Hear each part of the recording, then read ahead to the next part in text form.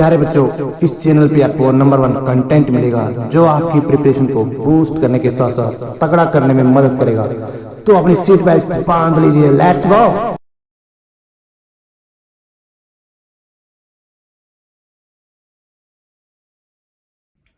Hey everyone, this side Ashok Mehla. Hope so you are fit and fine guys. आज हम अपना session start करते हैं। आज के सेशन में हम इलेक्ट्रिक चार्ज एंड फील्ड का पार्ट 2 डिस्कस करेंगे। ठीक है, इलेक्ट्रिक चार्ज एंड फील्ड के पार्ट 1 में हमने डिफरेंट टाइप ऑफ न्यूमेरिकल देख लिए हैं।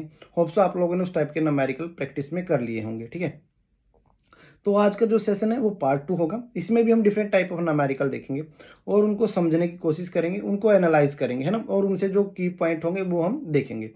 तो प्यारे बच्चों, आज का सेशन स्टार्ट करते हैं। तो चलिए, पहला सवाल क्या दिया गया है उसको देखते हैं। पहले सवाल में हमसे पूछा गया है, ए charge Q is placed at each of the opposite corner of a square. Capital Q charge है ना। कुछ ऐसा सिनेरियो है आपके पास। मान लो एक क्यू यहाँ रखा है तो एक क्यू यहाँ रखा है। A charge Q small Q is placed at each of the other two corner. Remaining two corner पर क्या रखा है? स्मॉल क्यू रखा है।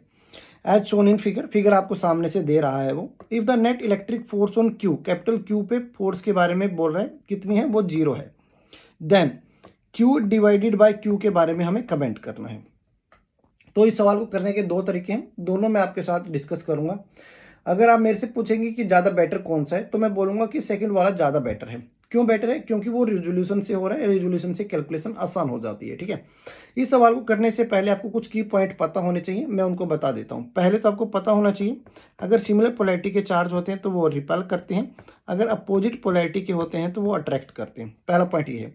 दूसरा, कूलम्स लॉ आपको पता होना चाहिए। के Q1 Q2 divide by are square होता है। यहाँ पर के जो होता है वो स्मॉल होता है, अगर कैपिटल के से लिखते हैं तो वो डाइलेक्ट्रिक कांस्टेंट होता है। ठीक है, तीसरा, आपको पैरेललोग्राम लॉ आना चाहिए। वो क्या होता है? R equal to under root A square plus B square plus 2ab cos theta. ये हमें पता होना चाहिए। ठीक है, और आपको पता होना चाहिए जो अपने पास Q1 Q2 ये है, ये आर क्या होती है? यार डिस्टेंस होती है line joining along the two charges, है ना। ये वो डिस्टेंस होती है जो चार्जेस को जोड़ती है स्ट्रेट लाइन में। ठीक है, तो प्यारे बच्चों, यहाँ पर मैंने क्या पोजीशन दी है?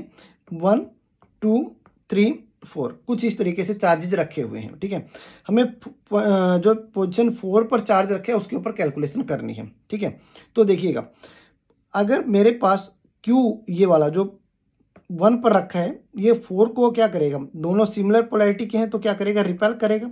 तो ये इसने रिपेल कर दिया। ठीक है, तो इस फोर्स का नाम मैंने रखा फोर्स F41, मतलब कि फोर्स ऑन 4 ड्यू टू 1। जो पास में होता है उसके ऊपर फोर्स लगती है, जो दूर होता है वो फोर्स लगाता है। ठीक है, तो यहाँ पर अगर देखा जाए तो F41, F के पास क्या है? 4 है, 1 क्या है? दूर है, मतलब कि 4 पे फोर्स लगी है, किसने लगाई है? 1 ने लगाई है।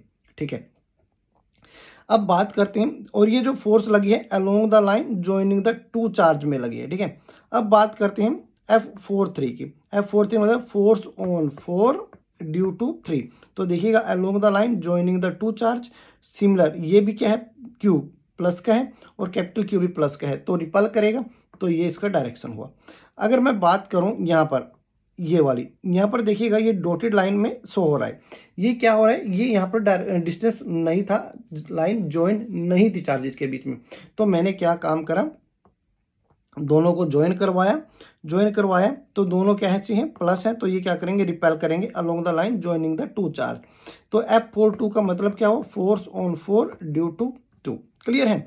अब ये डिस्टेंस कैसे आई है? इस डिस्टेंस को हमने निकाला है बाय यूजिंग पाइथागोरस। पाइथागोरस क्या होता है? Hypotenuse square perpendicular square plus base square. तो ये A square plus A square, hypotenuse का स्क्वायर हटाऊंगा तो रूट लगाऊंगा, तो ये क्या हो जाएगा? Root 2a square. तो यहाँ से हमको क्या मिल गया? रूट 2a, है ना। ये डिस्टेंस हमको पता चल गई। तो यहाँ पर अब मैं कूलम्स लॉ लगाऊंगा। प्यारे बच्चों, कूलम्स लॉ क्या कहता है? कूलम लॉ कहता है F इक्वल टू के Q1 Q2 divided by are square. तो यहाँ पर अगर मैं F41 का निकाल रहा हूँ, मैग्नीट्यूड निकालूँ, डायरेक्शन तो मैंने बता दी है। अगर मैं 41 निकालूंगा तो किस किस के बीच में देखना है? ये जो फोर्स लगी है किसके ऊपर लगी है? 4 के ऊपर लगी है। किसने लगाई है? 1 ने। तो देखिएगा, 1 पे चार्ज क्या है? Q, और 4 पर चार्ज कौन सा है? Capital Q।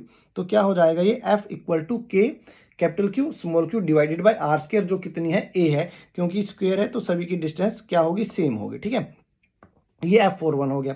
ऐसे ही मैं अगर F43 निकालूंगा, F43 का मतलब क्या होगा, फोर्स ऑन 4 ड्यू टू 3, मतलब 3 और 4 पॉइंट पोजिशन पर देखना है। थर्ड पर क्या रखा है, स्मॉल क्यू, कैपिटल क्यू किस पे रखा है, 4 पर, तो इसके क्या मैग्नीट्यूड हो जाएगा, K capital Q small Q divided bye ए स्क्वायर। ठीक है, F42 का मतलब हुआ फोर्स ऑन 4 ड्यू टू 2, तो 2 पर कौन सा रखा है, कैपिटल क्यू रखा है, और 4 पर भी कौन सा रखा है, कैपिटल क्यू रखा है, तो क्या हो जाएगी, K capital Q square divided by distance, distance कितनी है इन दोनों के बीच की, वो है a√2 का स्क्वायर, है ना, तो a√2 का स्क्वायर, ये हमने लगा दिया। अब प्यारे बच्चों देखिएगा, F41 इधर है, F43 इधर है, तो इनका रिजल्टेंट कहाँ आएगा, इनके बीच में आएगा।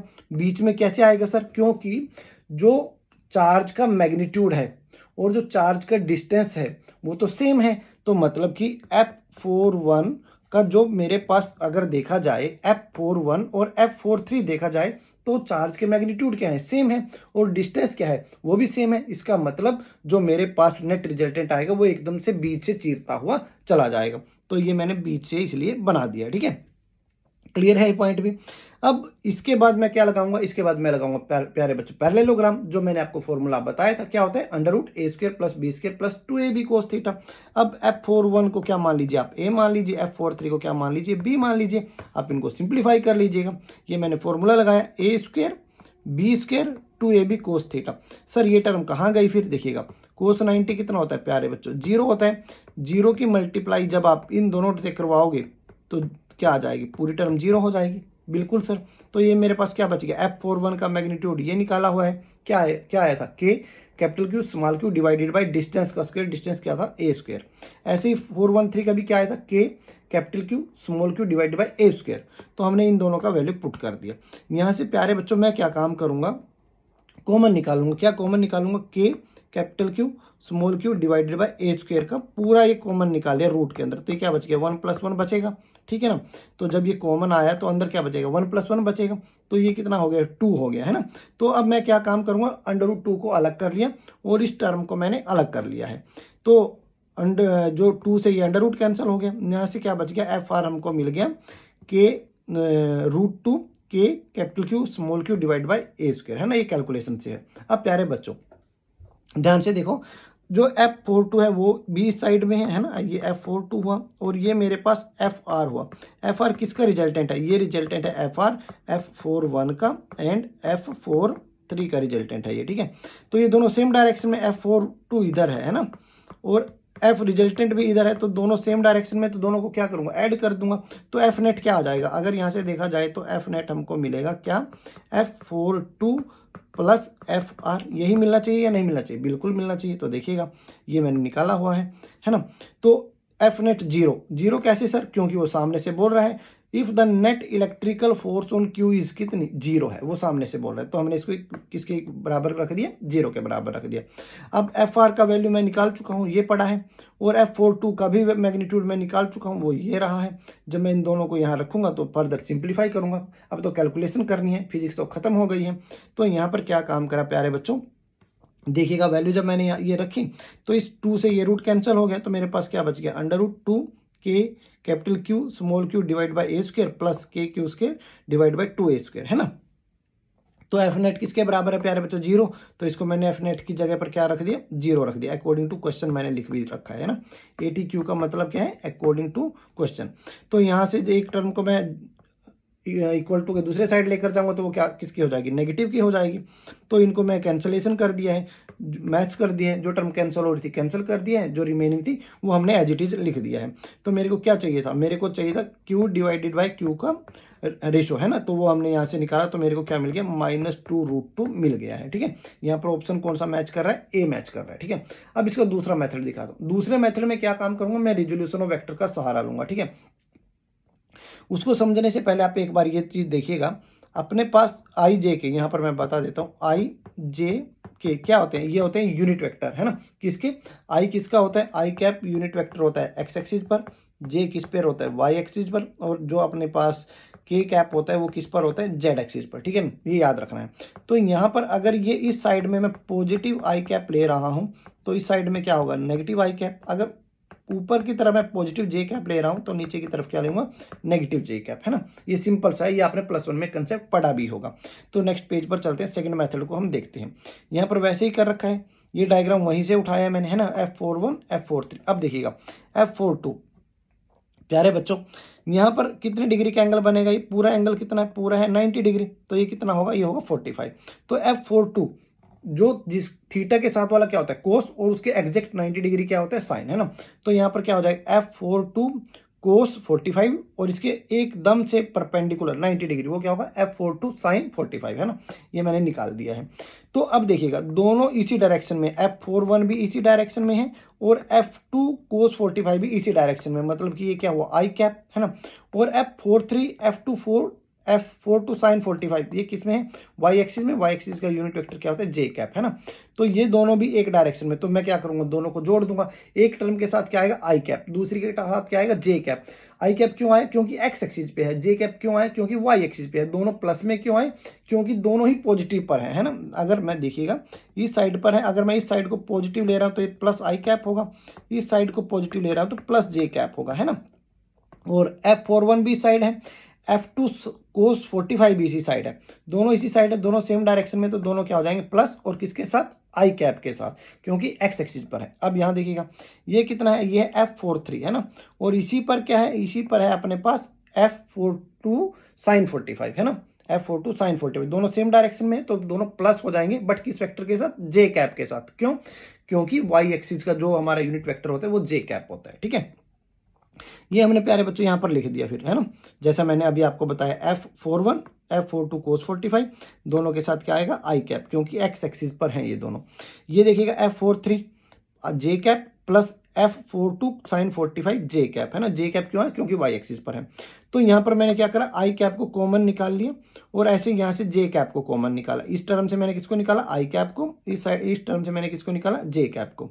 तो यहाँ पर देखिएगा प्यारे बच्चों, मेरे को क्या चाहिए, एफ नेट का मैग्नीट्यूड चाहिए। मैग्नीट्यूड निकालने के लिए क्या होता है, कोफिशिएंट का स्क्वायर होता है किसके, आई के, जे के, जेड के, है ना।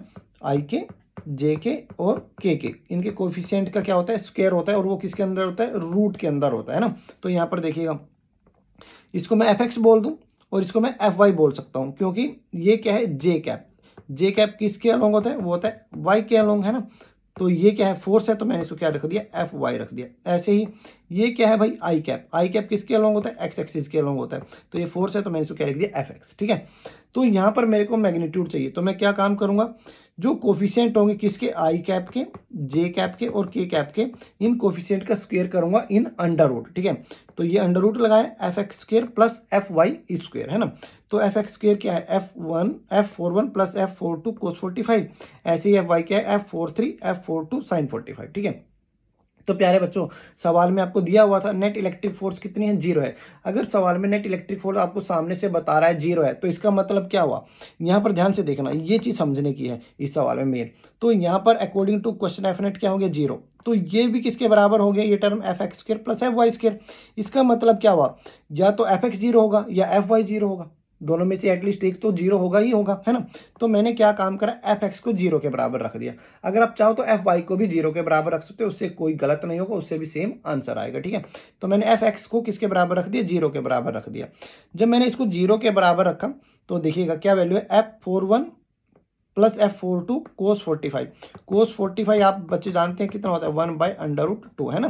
तो यहाँ पर मैंने वैल्यू रखी, F41 का मैग्नीट्यूड हम निकाल ही चुके थे, के capital Q small Q divide by A square, और F42 भी निकाल चुके थे, के कैपिटल क्यू का square divided by 2a square, है ना। कोस 45 कितना है, 1/√2। अब मैं इसको एक साइड लेकर जाऊंगा तो नेगेटिव हो जाएगी एक टर्म, है ना। चाहे ये लेके चले जाइएगा या ये लेके एक टर्म लेकर जाएंगे तो इक्वल के दूसरी साइड वो नेगेटिव की हो जाएगी, ठीक है। तो इसलिए नेगेटिव आ गया।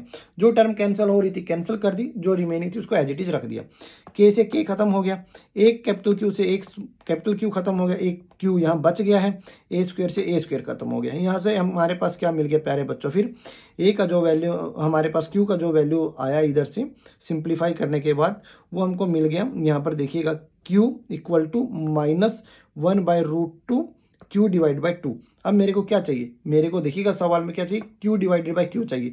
तो अब मैं क्या काम करूंगा, q डिवाइड बाई q को अलग कर लूंगा, है ना। तो मेरे पास क्या टर्म आ गई, ये मेरे पास ऑप्शन ए आंसर आ गया, है ना। इस तरीके से हमें इनको करना है। होप्स आप ये चीज समझ गए होंगे, इसको मैंने कैसे एनालाइज करा है। बहुत आसान सवाल है ना। बट इस तरीके के सवाल आपको एग्जाम में मिल सकते हैं प्यारे बच्चों। अब नेक्स्ट सवाल की तरफ चलते हैं।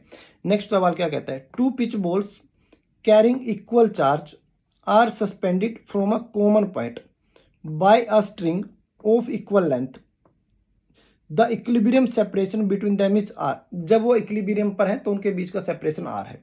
Now the string are rigidly clamped at half the highest, जितना वो हाईएस्ट था उसके आधे पर अब क्लैंप कर दिया दोबारा से।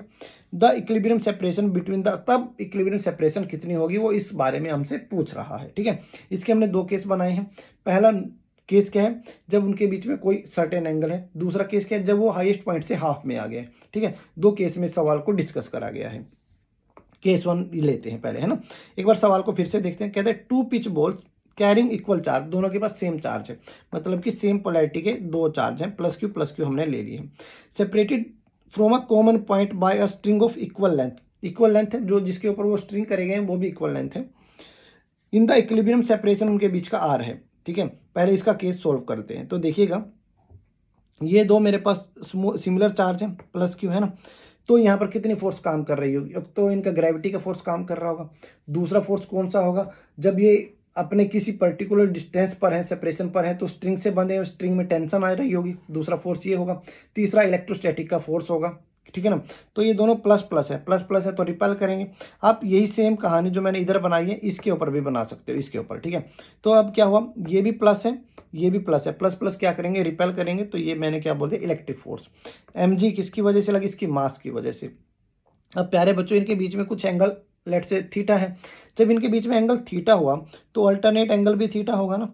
ये टेंशन है तो वही टेंशन वेक्टर क्वांटिटी होती है ना। टेंशन अगर वेक्टर क्वांटिटी है तो कंपोनेंट को रिजोल्व करूंगा, थीटा के साथ वाला कोस होगा और उसके जो एग्जैक्ट 90 डिग्री है वो साइन थीटा होगा। तो ये क्या हुआ, यहाँ पर ये मेरे पास हुआ टी कोस थीटा और इसके exact 90 degree T sine theta, ठीक है।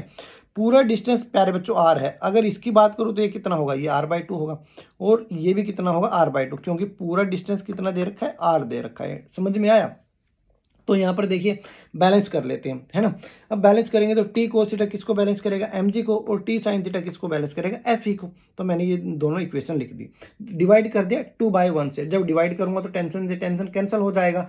Sine theta divide by cos theta क्या होगा, टेन थीटा होगा, है ना। कैंसिल हो गया, sine theta divide by cos theta क्या हो गया अपने पास, टेन थीटा।